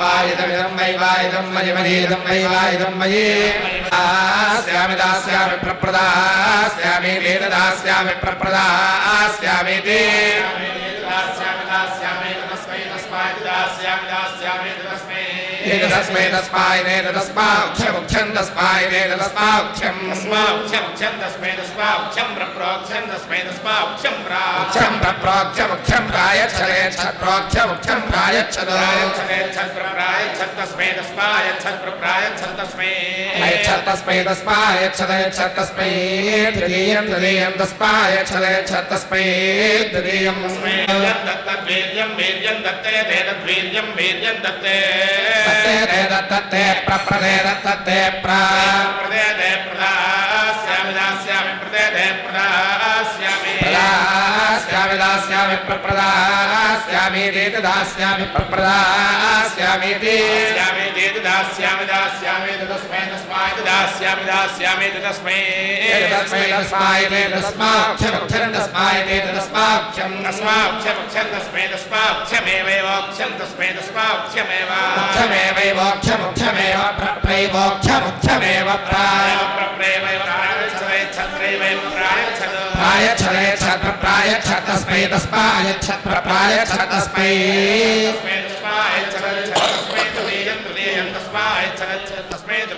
तस्मै तृतीयं तृतीयं तस्मै तस्मै तृतीयमुद तृतीयं तस्मै तस्मै तृतीयमुद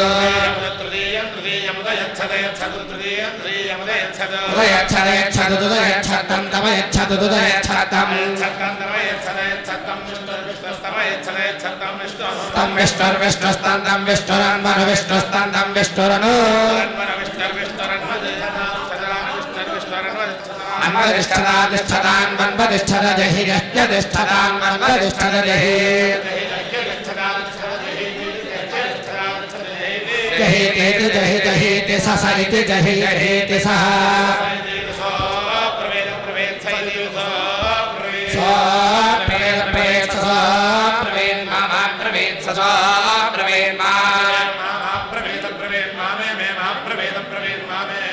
मामे मे मामा मे प्रप्रमे मामा मे प्रप्रमे मे प्रहारः प्रमे मे प्रहारः प्रप्रहारस्यः प्रप्रहारस्ये अस्ति वै वास्यस्य वा इदमिदं वास्यस्य वा इदं मयि मयेदमिदं मयि वीर्यं वीर्यं मयेदमिदं मयि वीर्यं वीर्यं तद्वीर्यं वीर्यं तैन्द्राय त्वात्तेन्द्राय वृन्देन्द्राय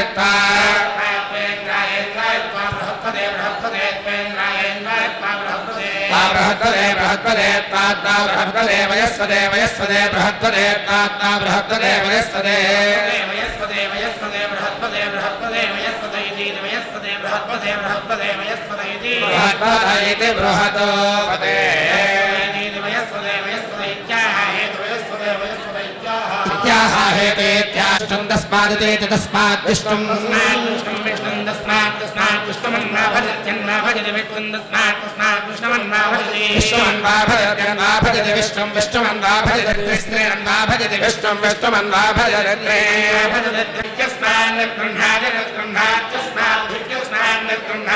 तस्मान् गृह्णाति निर्गृह्णाति चक्षुश्चक्षुर्निर्गृह्णात्यस्मादस्मान् चक्षुः चक्षुश्चक्षुर्निर्गृह्णाति निर्गृह्णाति चक्षुर्वै वै चक्षुर्निर्गृह्णाति निर्गृह्णाति चक्षुर्वै निर्गृह्णाति गृह्णाति चक्षुश्चक्षुर्वा एतदेतद्वै चक्षुश्चक्षुर्वा एतदेतद्वै वा एतद्यज्ञस्य यज्ञस्यैतद्वै वा एतद्यज्ञस्य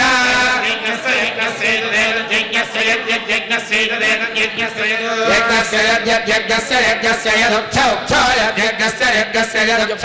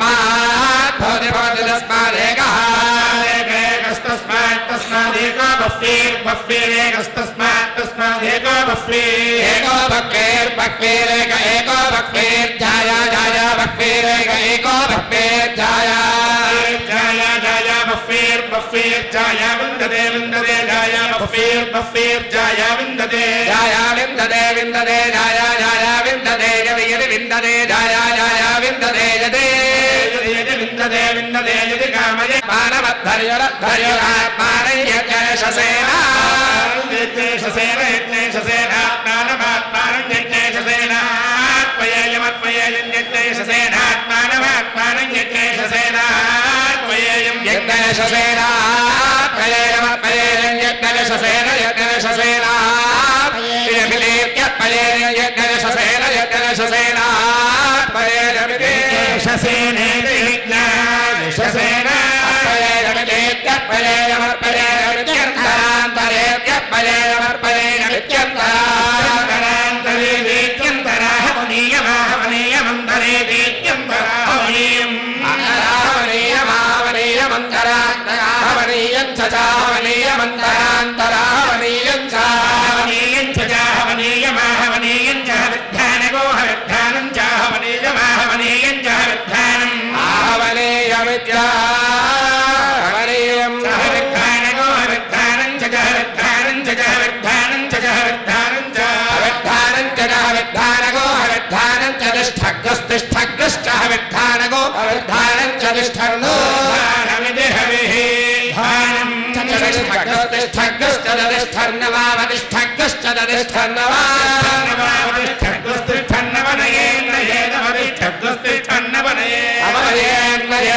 ఎంత చిత్రమైన చమత్కారం చేశాడో చెబుదామని ఆపేశాం. దీంట్లో రెండు ఉన్నాయి ఇప్పుడు చెప్పిన దాంట్లో. ఈ మనసులు ఇప్పుడు వస్తాయి, ఈ వాక్యాలు ఇప్పుడు వస్తాయని మనం ఎవరూ అనుకోలేదు. తస్మాదేకయ్యంతం బహవోను యంతి తస్మాదేకో బహూనాం భద్రో భవతి. రెండు వాక్యాలు వచ్చాయి. ఒకడు యోగ్యుడైన వాడు ఒకడు ఉంటే ఆయన్ని అనుసరించి అనేక మంది వెళ్తారు అని ఇక్కడ వేదంలో ఉంది. అంటే ఇంకొకటి ఏమైంది, అనేక మంది మనుషుల్లో ఒకడే పూజ్యతముడు అవుతాడు. ఆ ప్రకారంగా ఈ రెండు వాక్యాలు వచ్చేటప్పటికీ మా దేవేంద్ర లోకంలో బ్రహ్మలోకంలో మా పెదనాన్నగారు ఇంతమందికి ఈ ప్రేరణ చేసి విద్యాదానం చేసి అక్కడ బ్రహ్మలోకంలో నిత్య సుఖాన్ని అనుభవిస్తున్నారు అని ఆ వాక్యాలు చెబుతూ ఇంతవరకు ఈ కార్యక్రమానికి సహకరించిన వారందరికీ కూడా నమస్కారం. మా పెదనాన్నగారు డిసిప్లిన్లు చదువు పోకూడదు, పారాయణ పోకూడదు. ఇవాళ పారాయణ కూడా పోకుండా నిన్న కూడా ఇవాళ ఏదైనా కొంచెం ఇబ్బంది వస్తుందేమో నిన్న రాత్రి కూడా కొంచెం విశేషంగా చేశారు. అంచేత ఆయన ఇక్కడ కార్యక్రమం పెట్టడం వల్ల పారాయణకి ఇబ్బంది రాలేదు. చిట్ట చివరికి వీళ్ళందరూ కూడా ఊహించినటువంటిది ఆ మంత్రములు కూడా ఇక్కడ వచ్చాయి. అంచేత మళ్ళీ మళ్ళీ మళ్ళీ ఆ వేదబీజుడైనటువంటి దత్తాత్రేయ స్వామిని, వేదమాత గాయత్రీదేవిని, అలాగే ఆదిశంకరాచార్య స్వామి వారిని ప్రార్థించేది. ఈ ఎప్పుడూ కూడా ఉపాధి అశాశ్వతం, వాక్యం శాశ్వతం.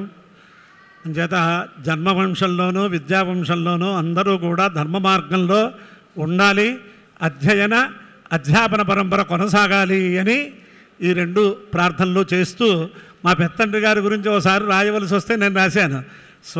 స్వాధ్యాయ ప్రవచనాభ్యాన్న ప్రమదితవ్యం.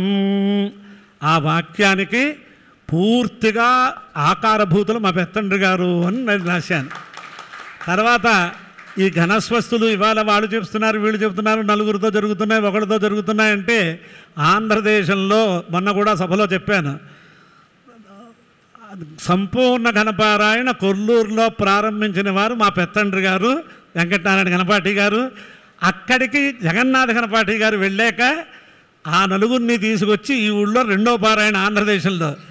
తర్వాత దక్షిణ దేశంలో చాలా విరివిగా జరుగుతుంటే జగద్గురువులు కూడా మీ పక్కన ఏమీ జరగట్లేదా అని కూడా నాతోటే మాట్లాడారు ఆయన. మన శంకర విజయేంద్ర మీరు కూడా ఎప్పుడైనా చెప్పండి స్వామి, ఆయన దగ్గరికి వెళ్ళి ఇది ఆహ్వానం ఇస్తే మొత్తం అన్నీ చూశారు. ఇలా పుస్తకాలు రాస్తూ ఉంటారు, నారాయణరావు గారు మనకి ఇచ్చారు, ఆయనే కదా రామాయణం చెప్పేదన్నారు. వేద సప్తాహం చేశాం, అది కూడా శాస్త్రీయంగా. ఇక తర్వాత ఘనపారాయణం ఘనంగా జరగాలి అన్నారు. ఆ ఘనంగా జరగడం ఏమిటో వారి పరమ గురువులు చంద్రశేఖరేంద్ర సరస్వతి స్వామి వారు అనుగ్రహించినటువంటి మా పెత్తండ్రి గారి శత జయంతి కూడా ఇదే ఘన పారాయణలో రావడం మా అందరికీ ఒక మహాభాగ్యం అని చెప్పుకుంటూ, ఇంకా సంధ్యావందనం ఇప్పుడే చెప్పారు, సూర్యోదయ సూర్యాస్తమయాల్లో వాళ్ళు సంధ్యావందనం చేశారని. మళ్ళీ మా దర్శక సుబ్బయ్య గారిని వారి అమ్మాయి వచ్చింది, మా వదిన గారు, ఇలా చెప్పారు మీరు ఇలా చేస్తున్నారు ఏమిట్రా ఈ శారవాల కోసం అని అడగచ్చు. ఆవిడ అంత చనువుగా మాట్లాడుతుంది.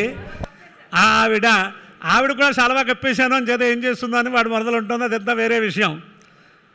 ఆయన గురించి నేను సభలో చెప్తున్నాను, నెహ్రూ దాకా వెళ్ళి ఆయన అనుకున్న వాళ్ళకి ఉపకారం చేయించేసేవారట. ఏమీ భయం లేకుండా అంత ఇంగ్లీష్ లిటరేచర్ ఉన్నవారు ఎవరు లేరట. వారి కుమారుడు మా పెద్దబావ గారు మన చీఫ్ ఇంజనీర్ చేశారు. ఇంకా లాయర్లు అందరూ ఉన్నారు. ఆఖరి వాడేమో వీళ్ళ బావగారు మిలిటరీలో చాలా పెద్దవి చేశారు. అదంతా ఒక రకం అవుతే మూర్తిరాజు గారు ధర్మ సంస్థలను ఉన్నాయి పత్తేపురం. వారు ఈ సీలింగ్ వచ్చినప్పుడు దశక సుబ్బయ్య గారు లాంటి వ్యక్తిని నేను జీవితంలో మర్చిపోను, చూడలేదు. అటువంటి వారి పేర అయ్యా డబ్బుల కోసం చూస్తున్నారు 200 ఎకరాలు పొలం రాస్తానని చెప్పారట. ఇదిగో ఆవిడ అక్కడే సాక్షిభూతంగా ఉంది. నీ 200 ఎకరాలు కాదు 2 గజాలు కూడా నాకు అక్కర్లేదని దొలపరించుకున్నటువంటి వ్యక్తి ఆయన. అంచేత మన బ్రాహ్మణుల్లో అటువంటి వాళ్ళు ఉన్నారు అని చెప్పడానికి నేను చెబుతూ ఇవాళ వాళ్ళ మనవలు కూడా అనేక సేవలు చేస్తున్నారు. అంచేత మొత్తం మీద మా కుటుంబం ఈ పరంపరకి ఈ ధర్మ మార్గంలో ప్రవృత్తిని కల్పించిన పరమాత్మకి ఆ ప్రవృత్తి నిరంతరాయంగా జరగాలని వేదపురుషుని ప్రార్థిస్తూ ఈ కార్యక్రమం స్వస్తి సహనా భవతు సహనో భునక్తు